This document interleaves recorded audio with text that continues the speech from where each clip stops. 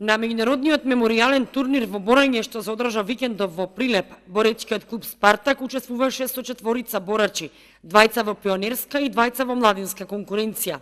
Во силна конкуренција со учество на борачи од Унгарија, Србија и Македонија, нашите борачи се вратија со освоени медали.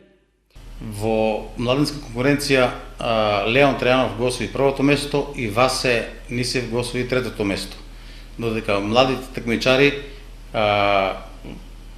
Богатинов Михајло настапи прв пат, беше доста добар, водеше 6-0 и тоа со првакот што стана во таа категорија, ама за жал загуби со туш, со неискуство бидејќи настапуваше прв пат.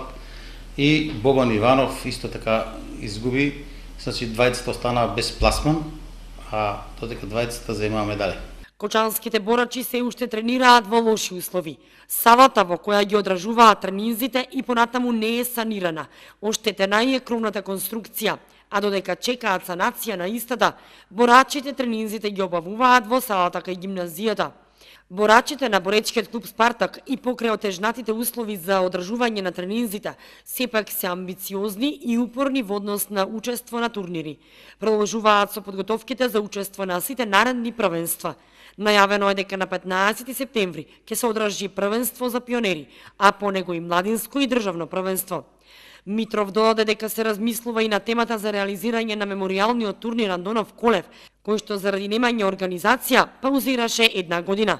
Сега размислуваат на негово повторно одржување, со дилема дали да се навали или не учеството на балканските борачи од повеќе земји.